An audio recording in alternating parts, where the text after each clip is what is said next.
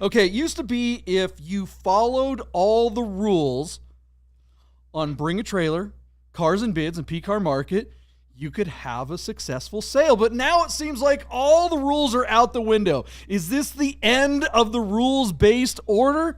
If you look at the predictions we made on the last episode, the answer might be yes. We have new predictions. Maybe those will help put some light on the subject. This is Bid Nerds.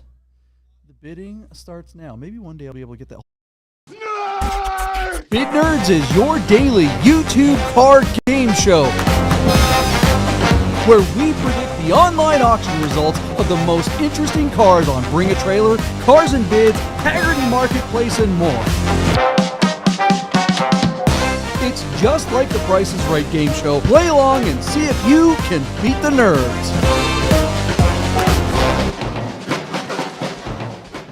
Hello, everybody. Welcome to a brand new episode of Bid Nerds. Pour yourself a drink. It's going to be that kind of night.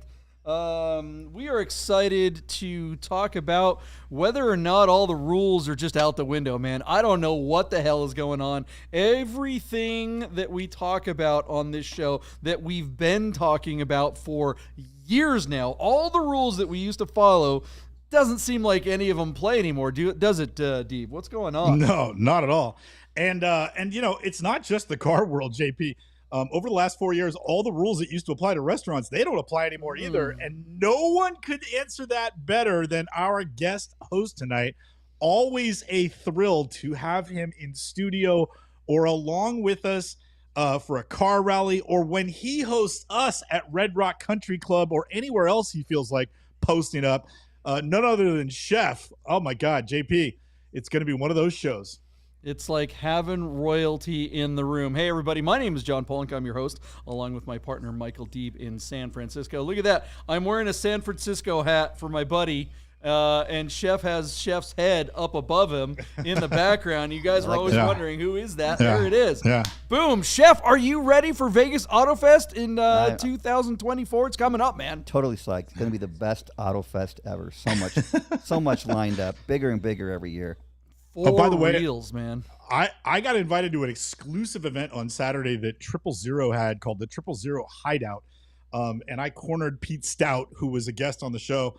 And I told him that you had an updated deck that we were going to send him about potentially coming out and participating as a vendor for AutoFest. So anyways, I'll draw up my contract to make sure I get my cut of nothing. But anyways, just if I get a wristband and you guys let me in, that would be good. But let's get that out to him right away and see if 000 will come in and grace us with their colorful array of everything cool Porsche. It'd be amazing, yeah. This is going to be the first year, I think, that we're going to get a lot of people from out of town. This has always been kind of a inside, the belt. This has been like kind of a secret squirrel car show, but the word is out.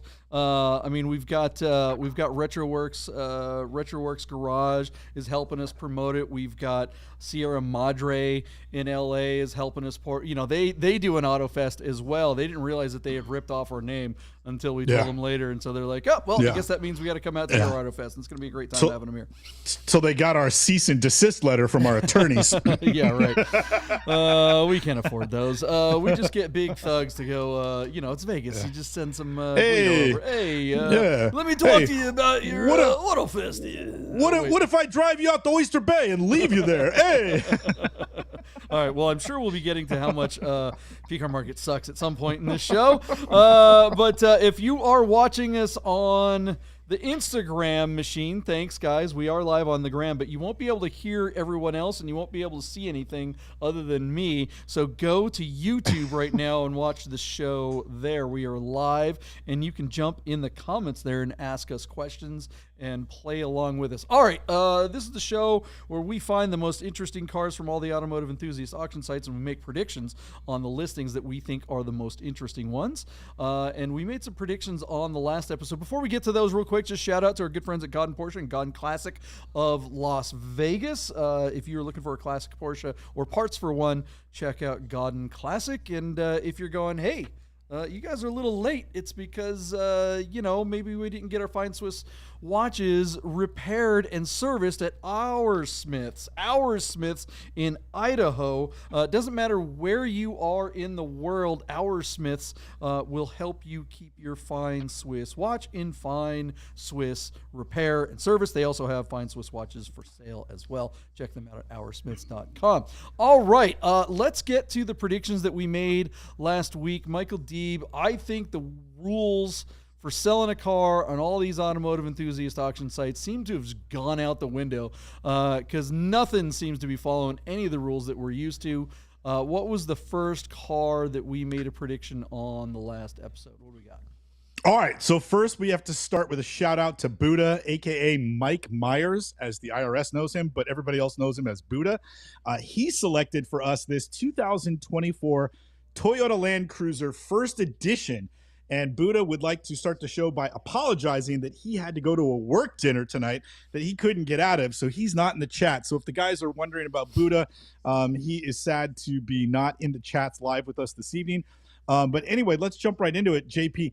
This is obviously a brand new redo of the Toyota Land Cruiser. This launch version is called the First Edition, and according to Buddha and Bring a Trailer, this is the first one that somebody has brought to market and put on a platform. Obviously, with only 11 miles on the odometer, somebody's trying to flip this car for profit. I got the first one, but you can own the first one if you give me a premium price for the car. So whatever, regular pictures and an unremarkable car. Just it's the newest one brought to market, and we wanted to see if it would fare well. The interesting thing to note here, JP, is the MSRP on this car was essentially $78,000. So we're thinking with 11% for tax and tags, this guy basically has to sell this car for like $87,000 or $88,000 in order to make money. Now, we might not like that people do this, but people do it all the time, and successfully, I might add. And there's plenty of cars out there that are, plenty of models out there from different manufacturers that are difficult to get.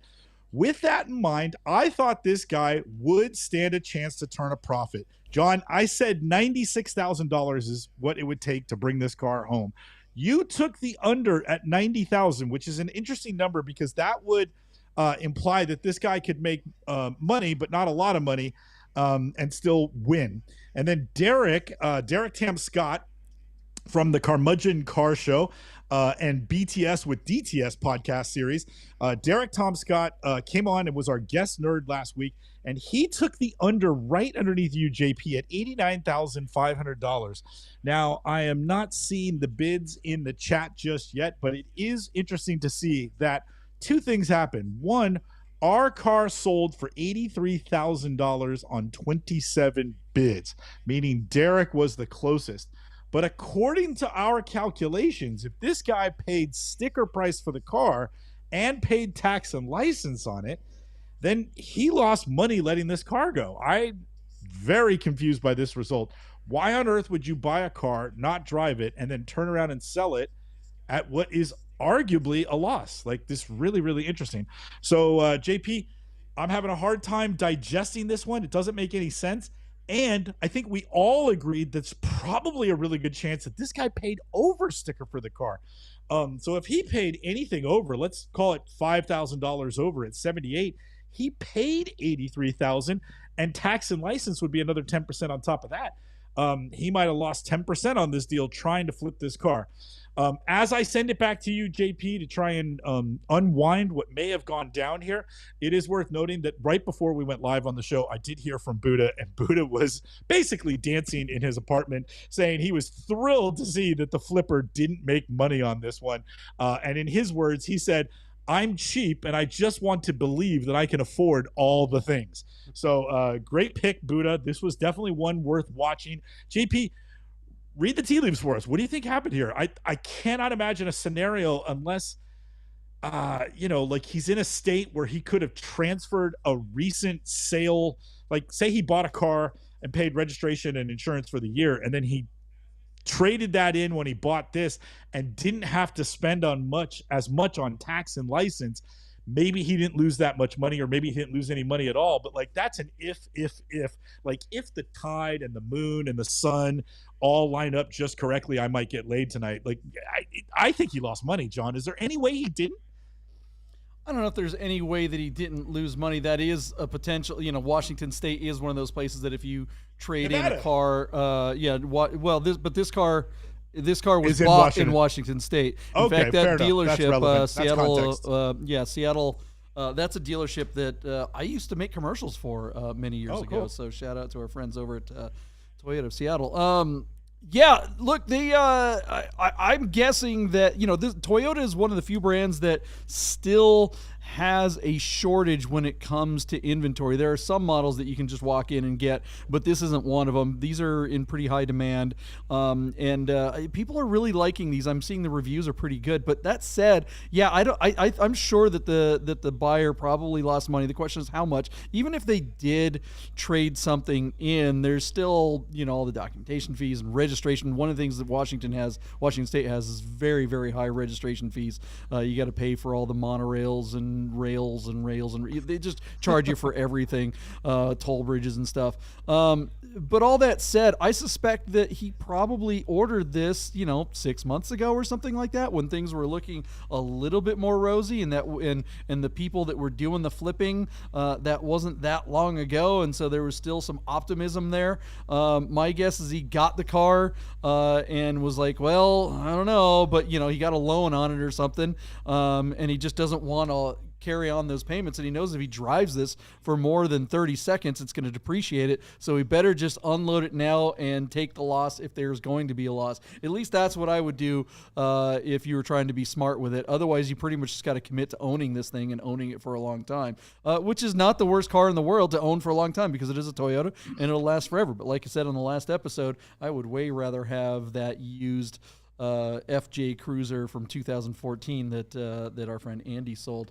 Chef, what do you think of this truck? Is there anything special about this? What do you think happened? Was the guy speculating? Did he make money? What do you think's going on? I'm not familiar with what was the mileage on this car? It's brand new, 11 man. miles. Yeah, it's 11 miles. 11 miles. So no chance that he got it and just drove it and didn't like it. He literally never drove it.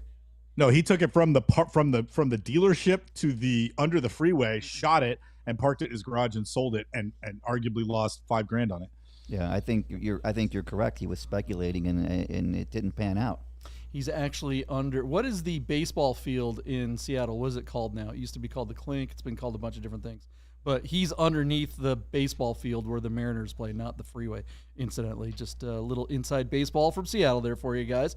Could be an interesting place to shoot a car, actually. Just not exactly great photos. Anyways, I don't know. This just whatever. I think the point is the days of buying a car, getting your name on a list for a car, and then taking delivery of that car, and then realizing some kind of big, huge profit. I think that's pretty much over. Wouldn't you guys say that rule is done? Or is that still possible in some brands like maybe Porsches or something? Yeah, I think you can't say that as a broad stroke. Maybe in general, and that covers a lot of the mundane, more or less widget type automobiles. But I think that on Ferraris and Porsches and other, they said this is a first edition and they're going to make just 5,000 of them. Well, that's hardly limited, So, but for those cars that they make 1,000 of or 1,500 of, Corvettes and some certain Mustangs, I'm sure those dealers are still putting addendums, and maybe they don't get everything they ask, but they're starting a negotiation at an artificially inflated price to get something over sticker before they let that car go. And that's going to continue, JP. I think that happens even in somewhat of a down economy, which is kind of where we're at now. But yeah, in general, John, I think you're right. And I said Buddha celebrating. Well, let's. What do you guys think of the results of this brand spanking new 2024 Toyota Land Cruiser First Edition? Should the seller have held out and maybe tried to sell it somewhere else and gotten a premium for it? Or do you think they were smart and getting out from underneath it while they still can? What do you think happened here? Let us know what you think in the comments below, and let's move on to the next car that we made a prediction on. What was that? All right. So, JP, we looked at a 2017 Porsche 991.2 Targa 4S that was on PCAR Market. Now, this was a car that was submitted to us by one of the viewers, and JP said there was a slightly cryptic message that accompanied this hyperlink, which was, there's one photo you have to see. And so it was really interesting. I mean, JP, basically this is a 2017 Porsche Targa with 63,000 miles and a PDK down in Malibu. It's triple black and it's on P-Car Market. You know, it's just not that big a deal listing. The photos are basically taken with a cell phone, and they're not very well done. And the car was certainly not cleaned up or prepared to be marketed online in any shape or form.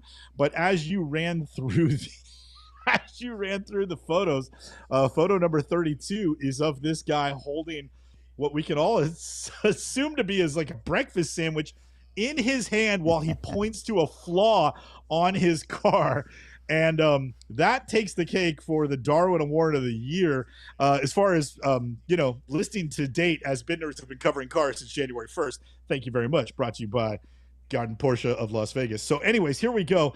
JP, it's interesting. I started the bidding at $68,000, thinking this car was so blah it wasn't going anywhere.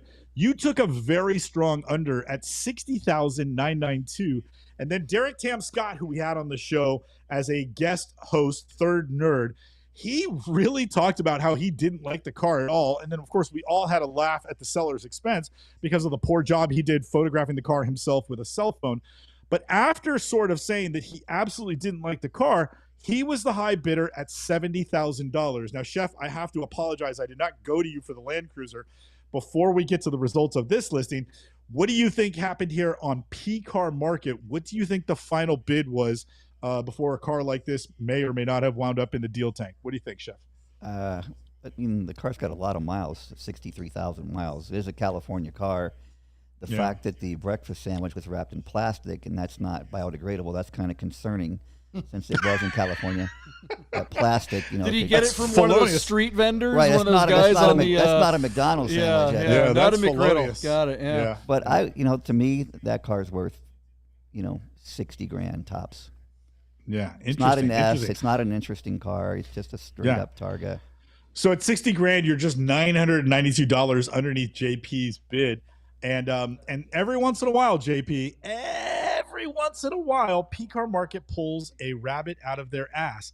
Our car hammered at $85,250 on 7 bids, where it sold in the natural auction. A standing ovation for P-Car Market for getting what I can only assess to be an absolute retail number for the car. Really. What did he get? I missed really it. Interesting result. What's that? What did he get? I missed it. I had my headphones off for a second. $85,250 on just 7 bids with deplorable photos and no preparation whatsoever. But man, that car's retailed. If he traded it into the Porsche dealership, he wouldn't have got $1 more. I'm not even sure CarMax would have given him that much money. JP, listen, man, tip of the hat, P-Car Market. If you don't prepare the car and you take crappy photos and you get lucky, you can get all the money on P-Car Market, should be their new slogan. What say you, John? Are the rules out the window? I don't necessarily agree with that. I think this, this is a Mark II 991. And it is a 4S. It's not a base. Oh, it is a 4S. I thought and it is a Targa, and the Targas are strong. I actually think this is soft money for this car. I think if this car, hell yeah, it's a 4S Mark II. If it were a Mark I, it'd be a whole different story. But Mark IIs are still pretty darn strong. I think that this car, if the photos were taken correctly, it is just kind of a used car. 60-something thousand miles. I don't know if I would necessarily say it's high miles. It'd be high miles if it were GT3 or something like that, but it's low enough that this car should still bring a decent amount of money. It's a 17. It's still young enough to get decent financing with halfway decent interest rates. Not great interest rates. There's no such thing as great interest rates. But relative, everybody can relax relative to what interest rates are across the board. You could get a decent one. This car should have brought. If it were on BAT, presented well, this car should easily break $90,000. What do you think, Chef? I didn't know it was an S, but I think 80,000 is probably fair. Looking at that car, it probably needs a buff job and it needs some paint correction, but other than that, it looks pretty. I didn't see the interior of it. Did anyone see the interior? Were there any shots of that? Yeah, the interior was fine. It was just basic. It was what one. It doesn't look much different than your GT3. Basically, they're all the same. They really are. I mean, seriously, you look at a base 991 or a GT3 RS. What really is the difference? An Alcantara? I mean, You're saying you said it was soft money and gave us 5 minutes of endorsement of that, and then said if it was on BAT and he had great preparation and he did much better, he would have made $4,700 more for this car. I mean, John, I think he did really well for BAT and no work at all. And I still think that for P-Car Market, you mean, yeah. Yeah, for P-Car Market. And so I think he should be commended for that. I think if what you were saying is true and that he left money on the table, I think that take would have been way more interesting if you think he would have got $100,000 for this car. But all the I wouldn't be surprised if it got $100,000. I mean, I think 100 is over the top. It would be a lot, but that would not surprise me. By the way, I did go in I went to the P-Car Market listing and I asked in the comments, does the McRiddle come with the car? They took the comment down. I wonder if it's because of the comment or because of your. Because it wasn't a McGriddle. Because it was. It's because P-Car Market sucks. I have to use the graphic. Come on. What are you JP's been black flagged from P-Car Market. We got to. They let me put the comment up. It was up for at least an hour. I took a screen grab of it. I meant to bring it on this computer, but that's really funny. That is funny. Yeah, look, Chris Carbine agrees with me, so it must be true, and he sells these things all the time. What do you guys think of the results of this Porsche 2017 Targa 4S on P-Car Market? Does it matter if you take good pictures? Does it matter if you just phone in your ad and eat a sandwich while you're making your listing? Can you still get all the money in the world? Apparently you can, because we are in bizarro world right now. Let us know what you think of the results of this 4S, and what else did we predict on the last episode that didn't come true, Michael Deeb? All right, JP, you selected for us this 1997 Ferrari 355 Spider with a 6-speed manual. Our car has 34,000 miles, is listed on Bring a Trailer out of Phoenix, Arizona. Limited slip differential, beautiful wheels, absolutely resale red Ferrari Rosso Corsa with tan Connolly leather and a black dashboard, black carpets. This is a no-nonsense car, but the presentation wasn't very good. We all basically agreed with that.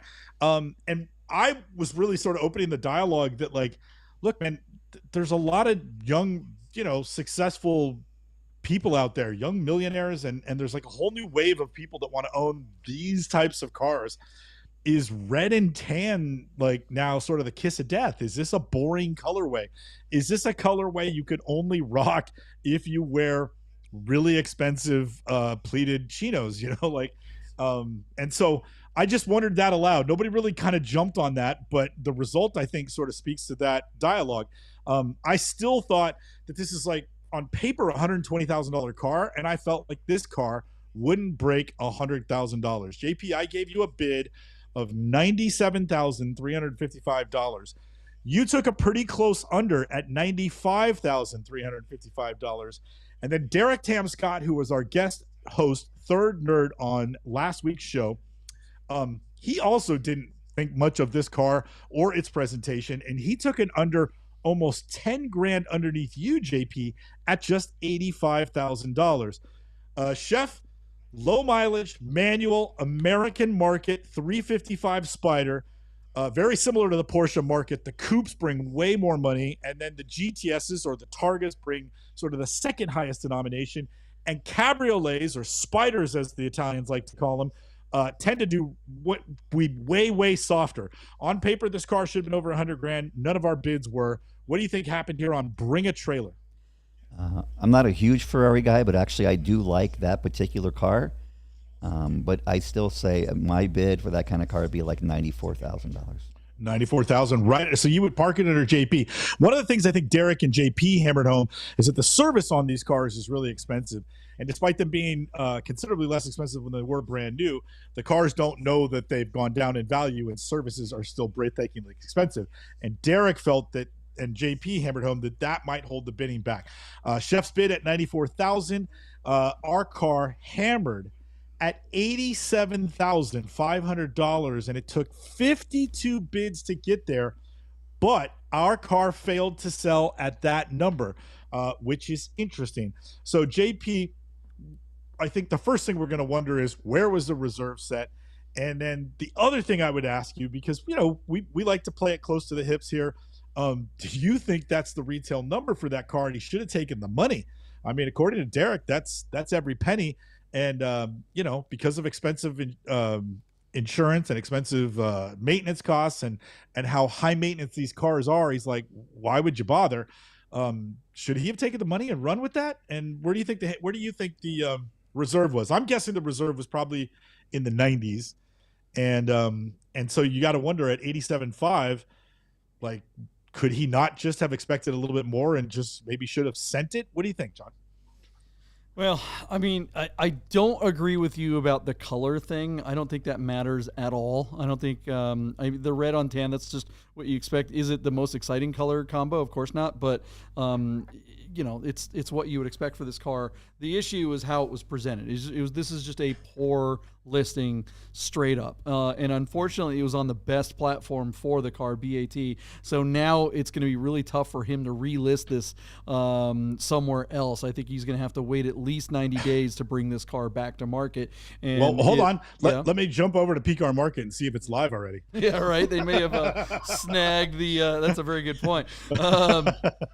But yeah, I mean, and if you gave this car to someone like Avant-Garde or whatever, or someone that knew how to, or Derek Tam Scott, those guys could take photos of this thing and make it romantic, touch up a few of those rock chips and make this the Ferrari that you want to love. I think the big problem, though, ultimately, is that everyone recognizes this particular model as nothing but a toy.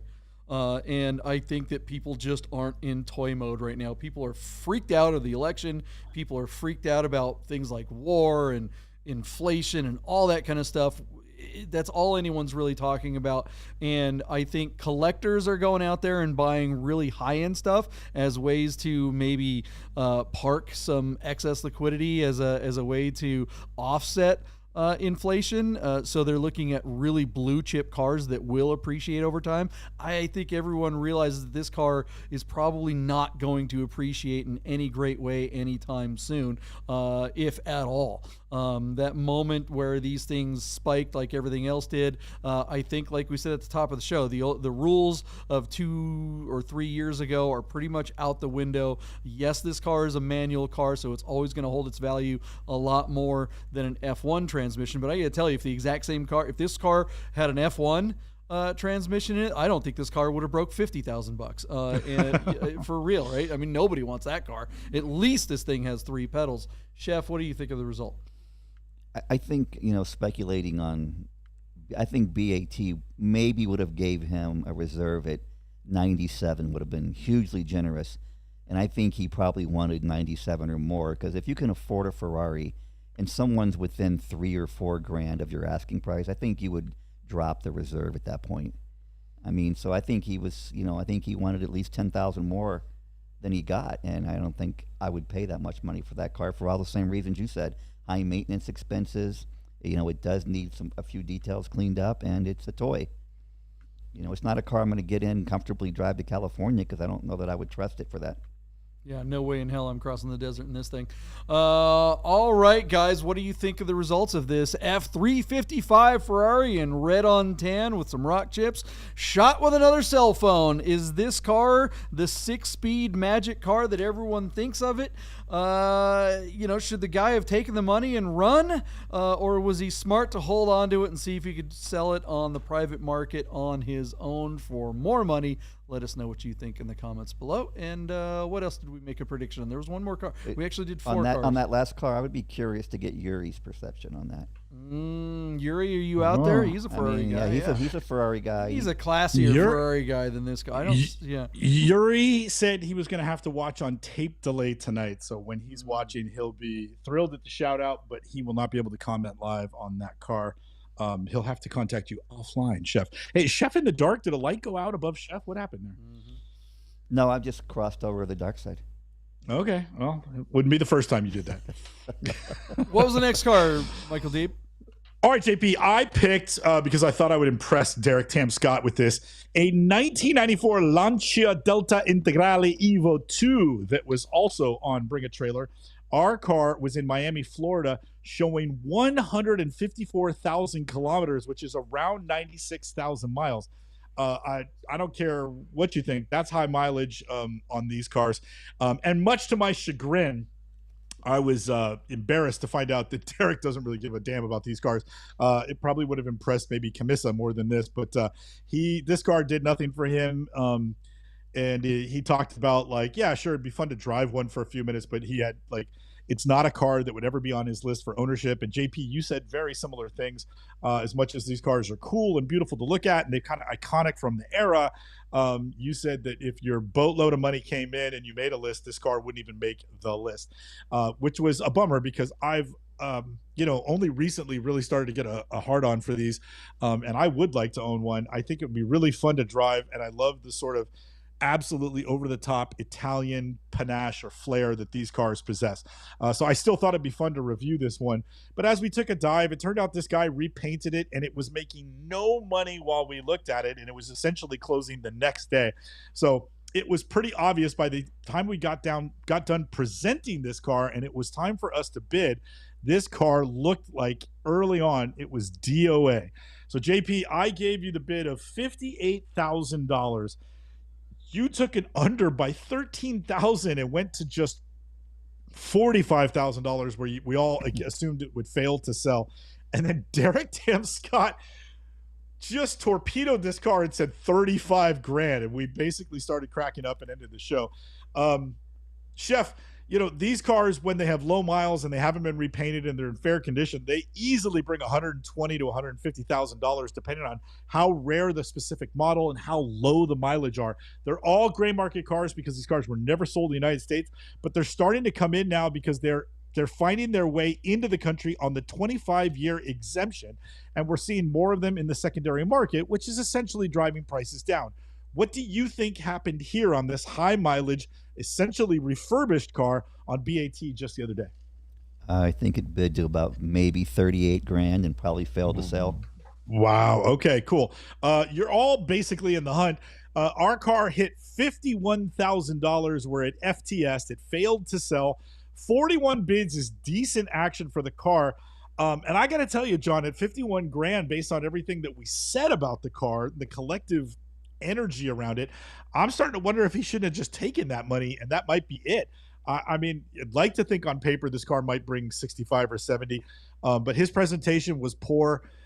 Despite the efforts of repainting it, I don't know if they rebuilt the motor, so it's just a paint job and not, necessarily a complete mechanical restoration. 51 might have been it. What do you think? Do you think he should have taken that money? Hell yeah, he should have taken that money and gone and bought, I don't know, anything other than this car. I was unexcited about it when we first started talking about it, and I couldn't be less excited about this car. I don't even want to talk about it anymore. Are we done with it? He should have took the money. He should have taken the money. He should have taken the money. Chef thinks he should have taken the money too. Do we have a new commercial for AutoFest yet in our sponsors spots? Why would you ask that question? I just wondered if you had a sizzle reel. Are we going like... Hey guys, I gotta tell you about our friends Godden Porsche of Las Vegas and Godden Classic. If you're looking for a new Porsche or a classic, you gotta call our friend Steve at Godden. This guy. Save yourself the hassle of screwing around with all the auctions like we always talk about, and just talk to Steve. He'll find you the classic Porsche you're looking for. Godden Porsche of Las Vegas. Hey guys, you're probably looking at your watch and wondering if Bid Nerds will ever end. So you better talk to our friends at Our Smiths to make sure your Rolex, Tag Heuer, AP, or any fine timepiece is in tip-top shape. Our Smiths, fine Swiss repair. Back. Oh, look at that, we're back. Okay, we've got some new predictions. Have all the rules on BAT and Cars and Bids been thrown out the window? It sure looks like it, having looked at the predictions from last week. We've got some interesting cars on this week's list. This is a really weird list, actually. I got to say, what's the first car on our list, Michael Deeb? JP, I selected a 2012 Porsche Cayman R with a 6-speed manual that is currently sitting on P-Car Market, showing just 11,000 miles out of Windsor, Connecticut. This is the last of the 987 generation cars, and it was the top of the range. Porsche has essentially only used the R moniker on 3 cars in its history. The original Porsche 911R, which was a long hood rally special that they did sell to the public. Then they did this Cayman R, and then 4 years later they did the Porsche 911R, which was essentially a GT3 RS with a manual transmission and no wings. So, the big question that the real Porsche files ask about this Cayman is it deserving of the R moniker? And while Porsche didn't make a radical car here, I think there's enough to maybe endorse the fact that this car is, in fact, really special. It's got a much higher spec motor. The 3.4 makes 330 horsepower and 273 pounds-foot of torque, enough to propel the car to 60 in under 5 seconds. And, of course, it's naturally aspirated and revs. It's a DFI motor, and you get lowered suspension. You get basically Porsche's best suspension for the Cayman, PSM, and it's lowered by 20 millimeters over the Cayman S. Special exhaust system. The car handles. This particular one is a manual. You could get this car with a PDK, but the manual is a 6-speed with a short throw. It's got the thicker steering wheel off the GT3, and you could outfit it with carbon fiber racing buckets that came right out of the 997.2 GT3, and those are also present in this particular example. So the black colorway with the silver mirror caps and the fixed rear wing and the special exhaust and the 6-speed manual, the car is, nearly a couple 100 pounds lighter. It makes several horsepower more. It's got the best suspension and the best gearbox, and you can get the racing seats. What was the mileage? What was the mileage on that? 11,000 miles. JP, I dig this car. While black's not my color, I like this one with silver wheels and silver trim. About the only thing I don't like is the red decal that somebody did down the side of the car, but that's an easy fix. That'll take you 5 minutes with a blow driver and some wax. So I really dig this car. I don't know that the presentation is anything special, but Cayman R's have remained strong in the secondary market. And I'd like to think that one day I might have one in my driveway. So I present to you a black bucket seat manual low mileage Cayman R on P-Car Market. And I'm wondering, we watched a car last week on P-Car Market do particularly well. That was the black 991.2 Targa 4S. That car brought, I thought, good money. And despite there being a gray one currently on Bring a Trailer, I wonder if this car will not also do well on P-Car Market. So, JP, let's have some fun. What do you think of this car? I mean, if you had to drive a Cayman, I think this would be the baddest boy on the block, Yeah, I mean, it's like the Spider of the same year. Those things are absolutely fantastic. These cars just are one of the greatest driving cars Porsche's ever made. It's just not very interesting to look at. I mean, you see this driving down the road, and it looks like a $25,000, True. base Cayman, and I think that's unfortunately the problem when you make an R in this era, in this day and age. You got to make it special. You got to make it stand out somehow, like they did with the GT4 version of the current or last couple generations of the Cayman. I think if these cars were less expensive to get into, it would be like the go-to car. But I think because they do kind of hold their value, I mean, this is a .2 of the Cayman generation as well, so it's a much more reliable powertrain. Lot to love here. I think this is honestly probably one of the ultimate DE cars or track cars. I think this would be a better car to use than a GT3 RS or something like that. And we know someone that uses a GT3 RS as a track car. Chef, what do you think of the Cayman R? I didn't like the early Caymans, but I think my next car could end up being a GT4. So yeah. I mean, I really like the profile of the car. I really like the new motors they're putting in them. I don't know that I'm in love with that particular car, but I agree with you that that's a fantastic track car. It's a good looking car. It does have a lot of other options. I mean, but for the price they're going to be looking at, I would still probably opt for a 911. I mean, I'm still based on a 911. I'm more of a 911 guy. I can't help it yet. Yeah, I mean, that's kind of the question, right? When we start to get to what will this thing bring, what kind of 911 could you get? I don't think that you could get a I don't think there's any 911 at the price point of this car that you would want on the track as much as this car. Oh, I agree with You'd that. have to spend a lot more money to get a 911, but dollar for dollar, I think this is probably the best bang for the buck out there. Because, on the track, who cares really what it looks like, right? It's all about the performance, and that's where I think this car is probably even a better value than a GT4.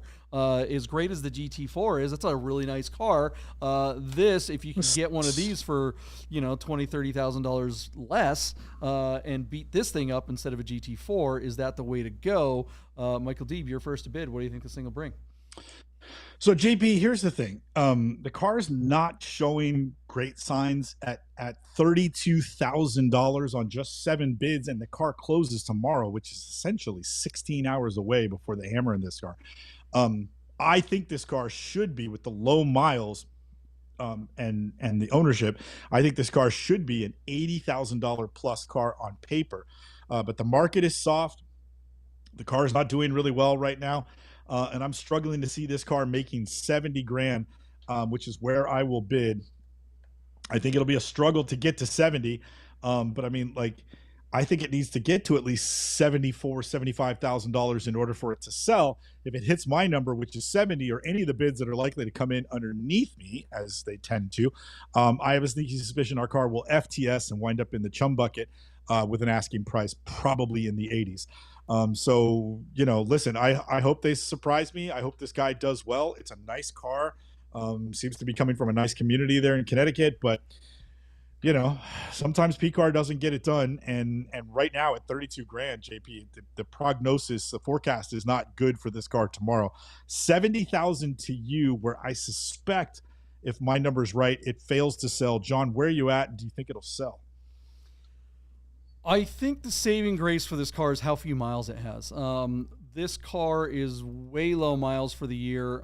It is kind of a special car, but it's not, you know what I mean? It looks like a used car. You would expect this car to have been bought by someone who couldn't afford a GT3 brand new. And you would think that they would have driven it, right? I mean, we've seen a lot of these on the road driven as daily drivers. This is a fantastic daily driver for someone who does have a GT3 RS, or, maybe a classic 911 or a bunch in the garage. So most of the most of the Cayman R's that I've seen, I would have expected this car to have 60-something thousand miles on it. So, and if it did, I'd say this car would struggle to make 50 grand. But because the miles are so low, it's not like it's delivery miles or anything. It's not like it's even collectible miles, but this is a great car to get into and have for a long time. I'm going to park it under you, but not by much. I'm going to say 65. What is it? 987? Deeb, is that the 65, 987, and pass it off to Chef, hoping that he'll buy this thing, honestly. Yeah, right. It's black, Chef. Yeah. I like the low miles. The PCA sticker on the window indicates that this car's probably never been to the track. Or at least driven fast, even if it has. Right. It's probably never been over 75 miles an hour on the highway. Best take ever. This car hasn't been broken in yet. Right. Oh, I mean, God, I think Chef, it's a nice car, and I think the car is easily worth 75,000. But I agree with JP. It's not going to get there, and it's going to fail to sell. Give me a number, Chef. 73. You're going over us then. You're the high bidder. I think 75 it's worth. I just don't believe it's going to get there, and it's going to fail to sell. Fair enough. So, and then what do we all think it's going to wind up in the chum bucket for? 85 is my number. Where are you at, John? Yeah, I'm going to go higher because of the low miles. I think this guy thinks it's worth like $99,000. I don't think he thinks it's it's an R. It has no chance in hell of getting there. But, Derek Whitaker, what's up, man? Thanks for joining us in the chat. He thinks it's going to be 56 and no sale. These cars that's harsh, yeah. Emotionally exciting enough beyond an S in the same area. I think the Spider version of this car would do better than the Coupe. This is one of the few cars. I like the Spider version. Yeah, with a drop top that actually is worth more in the secondary market. And yes, everybody knows I'm a Cabrio guy. I'm not saying that the Spider's worth more because of the Cabrio, but I think in spite of it being a Cabrio, I think the Spider just is a better looking car on this platform. I think the Cayman of this era just looks kind of bubbly and weird. Almost like an Audi TT or something like that that's been kind of squished out a little bit. I don't know. Great car, but just nobody gets excited about them. The buckets help, and you could have gotten this car with ceramics, but very, very rare to find a manual ceramic Cayman R because most of the guys that were truly going to track the car actually don't want the ceramics, because if they track them for a couple of years and you wear out the ceramics, it's almost cost prohibitive to replace those. Although you don't necessarily have to replace them with ceramic discs, you can just keep the calipers and go to steels. But a steel manual bucket car is the ultimate track car. I'm having a hard time validating this, but JP, I am 99% sure this was the first Cayman that Porsche put a limited slip differential in, but I'm not finding anything in the listing. Of course, PCAR Market would fail to hammer that part home. So it's really interesting. And I think the other thing too is that they only brought like 500 of these to the United States. So it's a really rare car. I mean, we talk about RS America is sort of like the ultimate like overpriced collectible. It's a great driving car, but like real driving guys can't afford to buy them. This car, you know, there's arguably 300 less of these, and it's equally awesome driving car that you have to kind of look twice to see it's the real thing. Like an RS America kind of looks just like a C2 with a wing, and it's sort of, you could say the same thing about this car. So that's my comp, JP. But yeah, super rare car, just 536. So Deeb, can you give us a profile on what the owner and his age and what he looks like of this car? Well, seeing that it has 11,000 miles, he looks like you, but he talks like none of us. You know, wears a lot of plaid shirts, and he's got a golden retriever, and he never. The reason why it has low miles is because he had to take the Benz to the country club because his golf clubs wouldn't fit in the Cayman. So he parked it in the garage, and he spent more time drinking single malt scotch with his friends with his knee up. Knocking single malt scotch here, bragging about owning this car to his friends, and more time bragging about owning this car to his friends than he did driving it.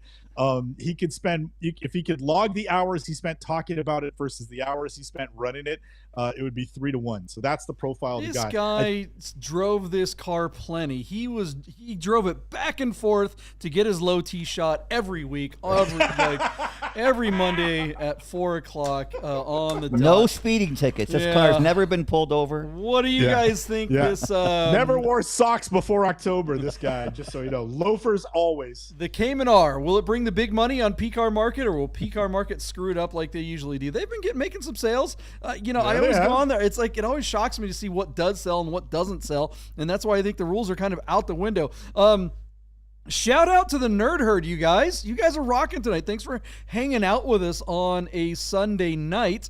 We got a lot of our friends hanging out here. Leaf's hanging out here up in Seattle. We got Ross from New Zealand is here, of course, tonight. Already shout out to Whitaker, Kevin, Chris Carbine. Kevin says, I agree with you, JP. I'm surprised you missed that, John. Oh, I put it up and you weren't paying attention. It's framed. It's framed, yeah. Randy B, of course. I can't shout out to everybody. Andy Stahl's back. Welcome back. We already we talked about your FJ Cruiser earlier. You guys, there's more of you in this chat than there are thumbs up buttons. So if you guys are out there, hit that thumbs up button. If you're in the chum bucket, or not the chum bucket, if you're in the Nerd Herd, hit that thumbs up. And while you're at it, go to Cars and Bids and PCAR Market and bring a trailer. When we talk about a car, can you guys please go and mention in the comments that we talked about the car on Bid Nerds? We can't do it because if we do it, they'll pull it away. But if one of you guys do it, it winds up staying up. So please go in there in the comments and mention us and say that we talked about the car. Max, what's up, Maximilian? How you doing? Tom Amenta's here hanging out. Isn't it Wednesday? It is Wednesday, and it's an awesome Wednesday because of the Nerd Herd. All right, we got a couple more cars to make predictions on. Are the rules out the window? Let's find out what else we got on here. JP, I don't know if you remember in college this car, but because I don't. I do remember Calloway, but I don't remember this car. I found on Cars and Bids a no reserve 1995 Chevrolet Camaro Z28 that was treated to a host of upgrades by Callaway, making this car the number 3 of 17 built C8 Supernatural Coupe. Our car was owned previously by Hoobie's Garage. It is powered by a Stroker LT1 V8, and it runs through a 6-speed manual transmission. I mean, this car's got the goods, John. A 6-speed in 95. I wonder if that was just added after when they did the motor. They must have put the the 6-speed manual in, because I don't think Chevrolet did a 6-speed manual in 95, but I could be wrong. I wouldn't know for sure. It just seems unlikely, because I don't think Audi did one until like 96. Porsche didn't do one until 95. I can't believe Chevrolet was right there on the cutting edge. So anyways, I think the gearbox is a swap, but that's a 6.2 liter V8 JP that is making, are you ready for this? 417 horsepower and 418 pound-foot of torque, according to a validated dyno sheet. And man, a 6-speed manual with all that. So by all accounts, this car is probably a hooligan car and fun to drive, but everything is this like body kit. Look at that thing. Do you remember when Callaway did a Corvette that looked that way? I just don't remember them doing the Z28, and accordingly, they only did 17 of them. But man, that thing looks like a peek at what we all thought the future was going to look like as cars began to look like rocket ships in the 80s and 90s. This thing looked like a concept car more than a production car or a kit that you could buy if you had the money. I'm telling you, the Callaway with the motor and the body kit and the whole thing, this car, the modifications to this car, JP, probably outweighed the price of the car itself by 2 to 1. If I was to guess correctly, that would be my speculation. But I mean, John, just take a look at that thing. Is that not Radwood royalty? I mean, I think you would recognize it as a Callaway. The OZ wheels and those little scoops and that incredibly inventive nose with the hidden headlights. I mean, very, very, I don't even know what the word is I'm looking for, but that just, it's definitely from an era. It's definitely got kind of an iconic look to it. If you read Road and Track and Car and Driver, like I think we did, you sort of recognize the Callaway design cues. And this car could do really well. It's interesting to see that it's on Cars and Bids and not bring a trailer. I will wonder out loud to you, JP, if you think this car could have done better on a different site, or if you think Cars and Bids is the right place for it. The transmission, by the way, is a Hurst, which is really interesting. Brembo brakes, 17-inch alloy wheels, Callaway shift knob, and a dashboard plaque signed by Reeves Callaway himself. Yeah, just a super unique car.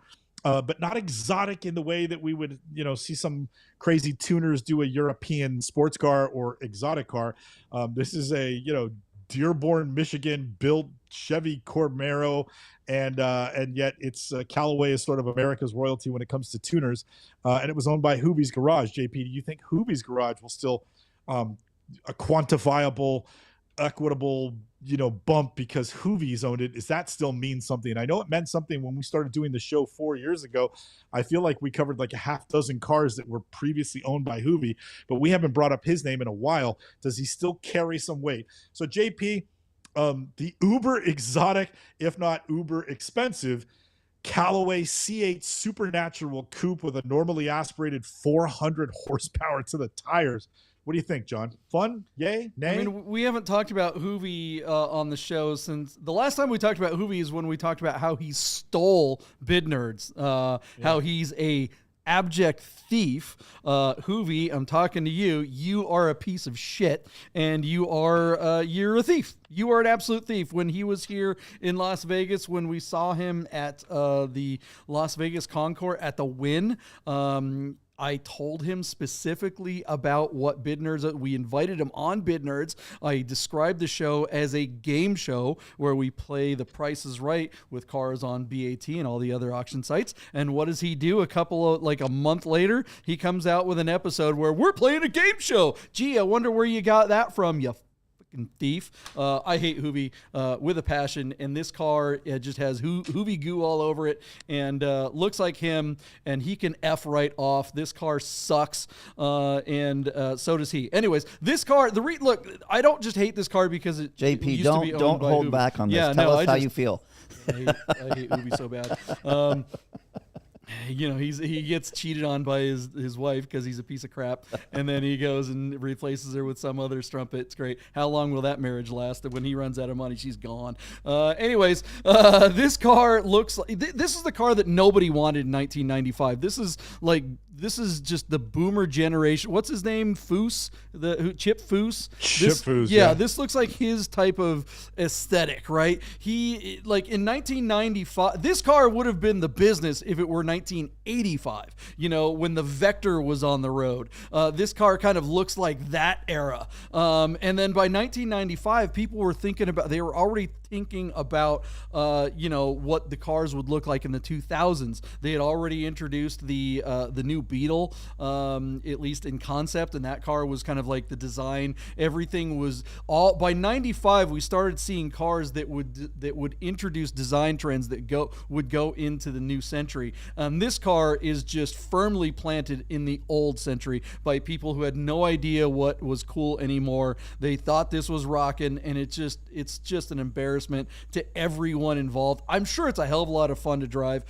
It would be fun to see it at something like Radwood, but only ironically, only because you would see it and be able to make fun of it. No one in their right mind actually wants this car. The only person that wants this car is either someone who is tragically uncool and thinks that this is a cool car, or someone that has enough money to buy it ironically just to parade it around and go, look how stupid this thing is. Man, if I did buy this car, I would just get a big thing down the side that says Hoovy sucks and is a thief. Chef, what do you think of this car? Sorry, I had to rant. I hate it. I mean, if you're gonna do that, why don't you just get a Corvette? Because that's what it basically looks like they're trying to do here, is make that car look like a Corvette. And I mean, like Deeb said, with the amount of money they've dumped in it, you could have just went and got a vet. But I'd like to use my lifeline if I can and reach out to Gerd on this. Yeah. Because I think Gerd would be the person you want to ask about this. Boom, car. there it is. He says $33,000. Deeb, what's this thing going to bring? Thank you, Gerd. No, I'm going to go with Gerd's bid on this one. Yeah. Using my lifeline. Gerd is the nerd that would know this one. That is for sure. I tell you, JP, when it comes to these domestic cars, I think I'll tell you straight up, I'm guessing at every turn. So first thing, it's running no reserve, so we know the car is going to sell. It's got 33,000 miles, and it's listed out of Andover, Kansas.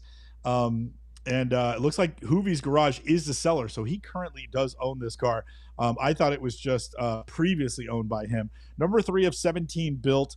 JP, the car is currently sitting at $18,000 on 19 bids, and it closes on basically 2 days and on Friday. I just put a guess, and I'm not going to change it because of Gerd's bid, but I put $28,000 where I think it will sell.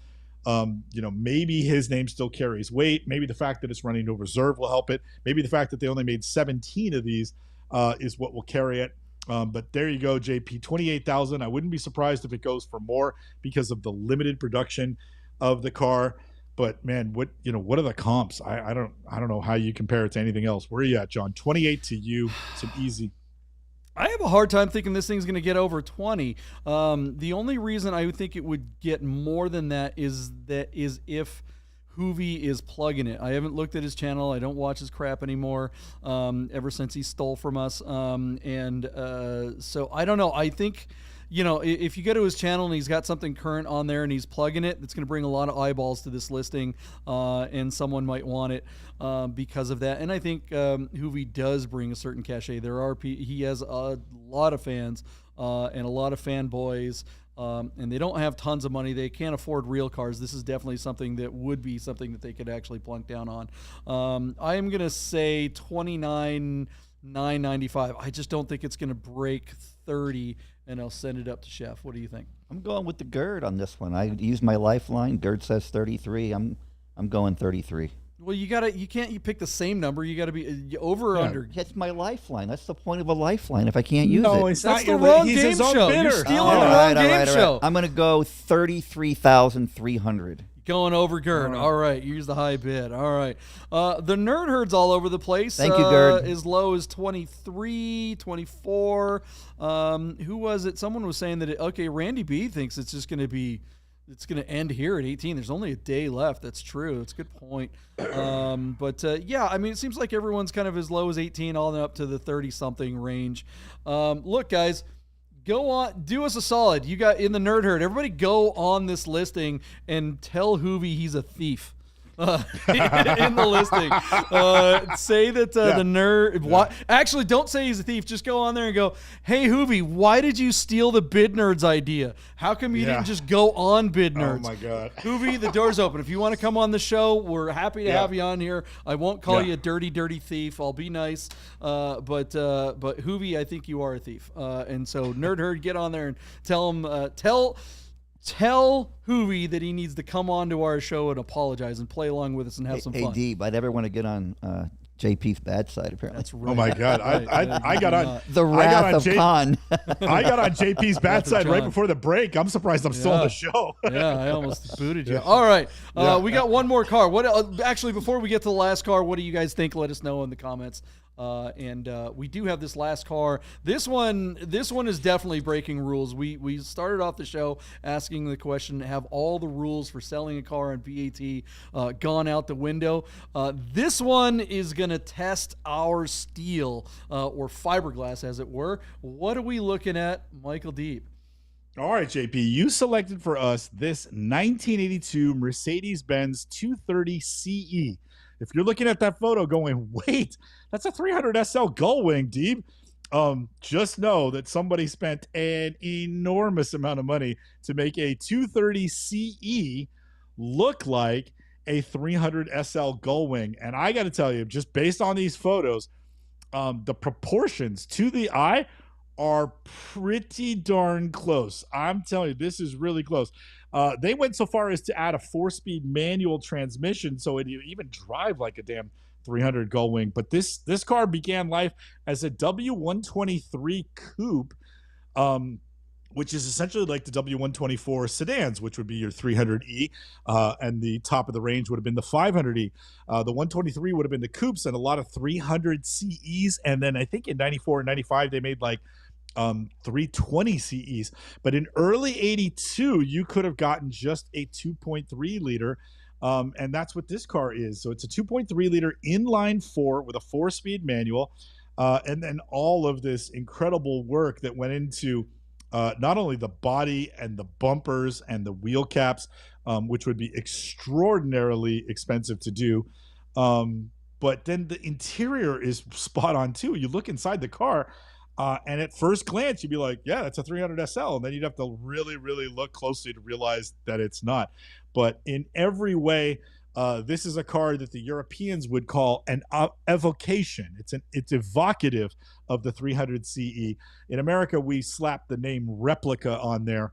But replicas have such a bad connotation, and evocation. Tribute. Tribute is much better. Yeah, that's definitely a level up from the labels.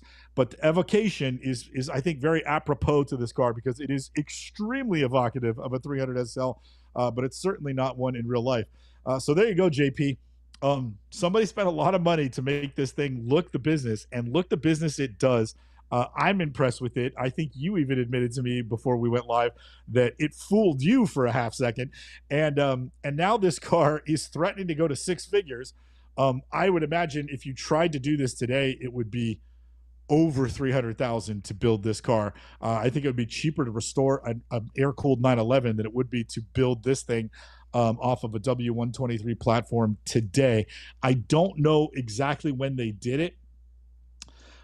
Just that the current owner acquired it last year or in 2022. But I'll read through the comments and see if we can find out what year it was built.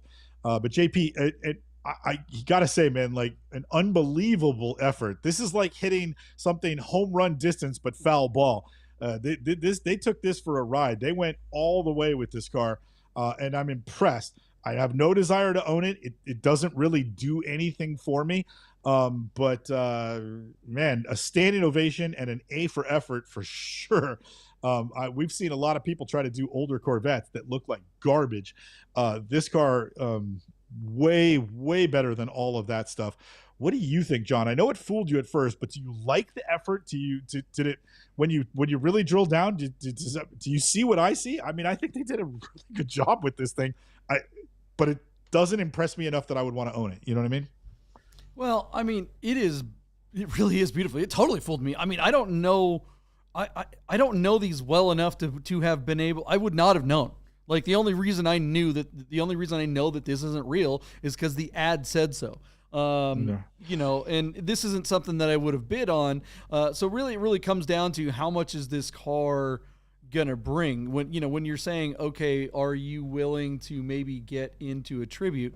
Well, if it's half the price of a real one, well, probably not. But, when you look at like a 356 Speedster, which I have owned tributes or replicas or whatever the heck you want to call them, they're great cars and they're lots of fun, and you can get one for $30,000, $40,000, $50,000. You can get a really nice one for that. But a real Speedster is going to be $250,000 or more. So that is just totally, cost prohibitive. This car, is it going to be $150,000? Like, how much is a real one? A real ones are like almost $1 million. 1.5. 1.5, over $1 million. Yeah. So, okay, so this car is $150,000. We'll get to the numbers in a minute. How close is this driving experience to a real one? How good is the driving experience of a real one? I've never driven a real one, but everything I've ever heard from the people that have driven them say they don't really drive that great. And that leads me to the question on this car. If you're going to go through the trouble of making this tribute car and it's not legit, why not put a better powertrain in it? Why not put like a V8, powertrain from an SL or something and actually make a rocket ship out of it so you get something that is better than the original but has the looks of the original? I don't know. Maybe that's just a personal philosophy. I don't think it would have cost any more or less. I don't think it makes sense to try to actually fool someone by putting an engine that's more like the original, going, oh, look, maybe more people will think it's real. Why would you want to do that? It's like having a fake Rolex or something like that. I don't know. Chef, what do you think of this car? You'd look good in this thing. I like the car. I think it's a good-looking car. I mean, I think that if you're looking at like people that build Singers and do backdates for Porsches, it's kind of the same thing. You're making a car look like an older car that you can't have. And if it's, does the builder on this, is it a known builder? I mean, is it someone that you could hang your hat on? But I mean, I see that car going for a couple $100,000. That's an interesting take. The idea that this is a Mercedes-Benz 230 backdate. Yeah, I like it. Yeah, and it's not. Initially I'm like kind of cringing to hear that, but why not? They're just doing more metal work than Singer does, but like Singer barely keeps anything outside of the roof on their cars and the windscreen. Otherwise, almost everything else on the Singer is bespoke. So Chef's analogy is.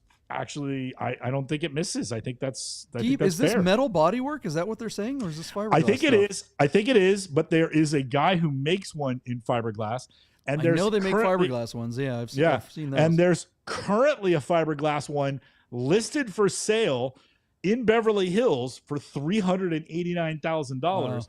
But wow. I think this one is metal because they're saying that the other one is fiberglass. But I'm like using context clues. There are a lot of comments, but it's mostly just adoration. There's not a lot about when this one was built or at what cost. But $389,000 for another fakie seems high to me. Well, I mean, a Singer goes for what, $500,000? Yeah, more. But a Singer is also a performance icon, and I don't think that's what we're getting here. We're not getting a car. But if you're a Mercedes maniac who loves Mercedes, I mean. Right, like you said, you can't buy one of these for less than $1.5 million. Right, but if you take a 964 with 250 horsepower and you make a Singer that makes 400 horsepower, well, that's the superior car. So if you're spending all this money on an inexpensive 230 coupe and it still drives like a 230 coupe, a 300 SL has 300 horsepower and can go 150 miles an hour for 24 hours. That's the superior car. They didn't make a superior car. Right, so I agree with that. But let's talk about the cars like JP had, the 356 replicas. Sure. Those were actually better than the original. They had better brakes. They had more powerful Some of them engines. were, yeah. I mean, so they were actually a better car, but they didn't bring huge money. Right, and that's why there's literally thousands of them in the marketplace, and this is the first one we've ever that I've ever. I think this is a good-looking car. I think this car goes for plus $200,000 easy. Okay, well, we'll get to your bid in just a second. JP, one of the comments in that I read just now, and I couldn't help but agree with it, is that they kept this basic, anemic 4-cylinder motor, and they said, hey, if you would have put a C36 motor in it, a straight six with 280 horsepower, which would essentially be the equivalent of that 300 SL motor in this thing, and kept the 4-speed manual, now you're talking. And I got to tell you that, that now I think you'd have a lot more attention on this car if somebody thought it was going to, light up the rear tires and keep up with the real car. Well, all that said, what do we think this thing will bring? Your first bid, Michael Deeb. All right, JP, I got to tell you, like looking at the comments and seeing the energy around it, just listen to Chef talk about it, has got me more. I have higher hopes for this car than I did before we started reviewing it. It's currently sitting at $86,000 and it closes in 14 hours. The car closes tomorrow. JP, it got all the way up to $86,000 on just 11 bids. I had initially put $123,000, but I am going to up that. I actually think this car, here's where my thinking is at, John. If it's $1.5 million for the real thing, I think this car deserves at least 10% of that. So I'm going to raise my bid to $150,000. I don't know if it'll sell for that number. The car hardly looks like it's been used. If he spent anywhere near what the asking price of the other one is in that $350,000 to $400,000 range, then I don't think he's letting it go for $150,000. I'm guessing he wants to be in the same neighborhood that Chef is talking, which is over $200,000. He might be looking for $250,000 or $300,000 to get out of it. But $150,000, I don't know if it'll sell for that, but I have nothing to base that on except trying to read the room around it. So $150,000 to you, John. What's your bid, higher or lower? And do you think it's going to sell at your number? I tend to believe that it might not sell for my number.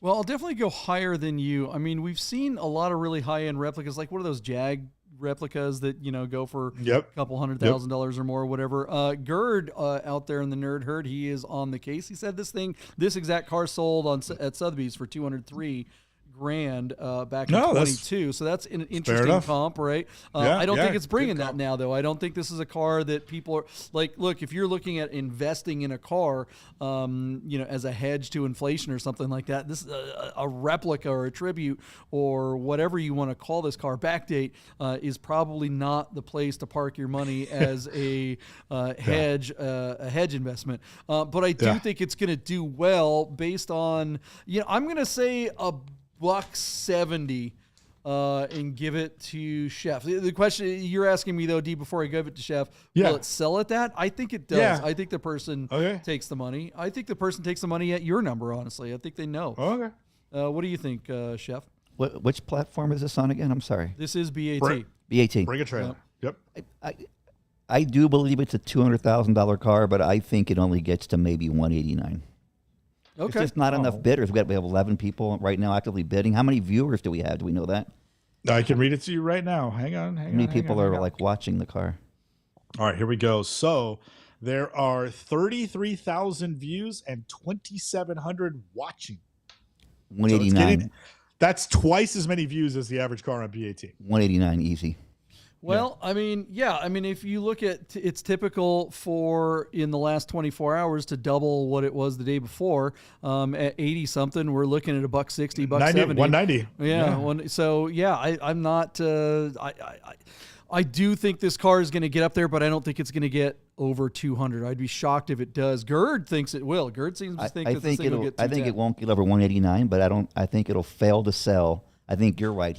This guy wants 200 plus for that car.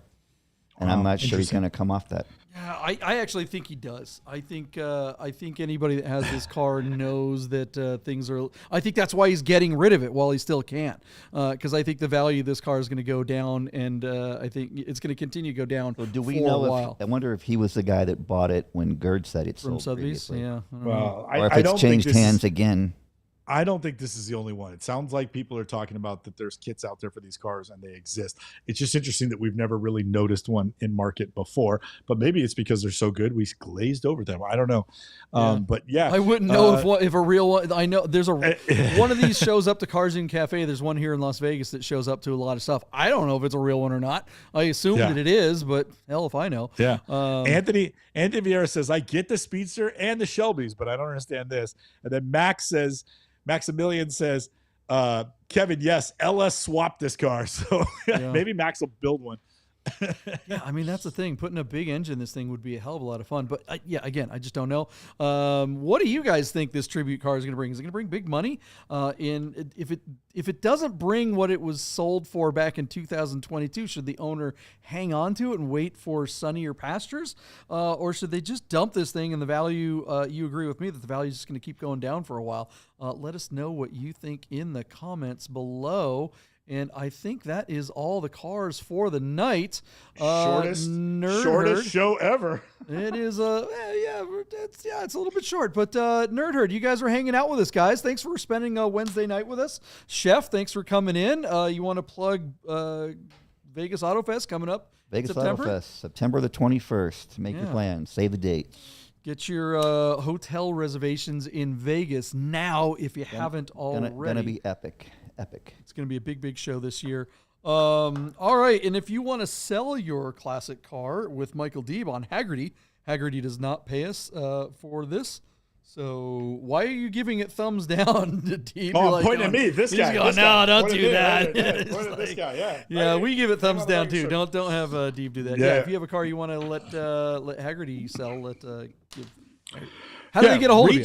Reach out to us through the socials on Instagram. Just do a little direct message, or if you know how to contact me on the McDeeb on Instagram, and let me know if you've got an interesting car. We're also taking consignments for Monterey Car Week. We're going to have a massive 2-day auction at the Monterey Jet Center that will kick off in conjunction with Motolux on Wednesday night. We'll do about 90 young timers, and then the balance of the cars will run Thursday afternoon into Thursday evening. If you have a really exceptionally special car that is the best of the best, and you think it would be a candidate for Monterey Car Week, reach out to me and let's discuss it and see if we can get your car into the auction and make some money. Have fun. All right, guys. Max, I owe you a message, and the rest of you, we will see Sunday night. Thanks for hanging out, everybody. Let's see here. Where's the thing that ends it? Bye. Nerd! Get those nerds!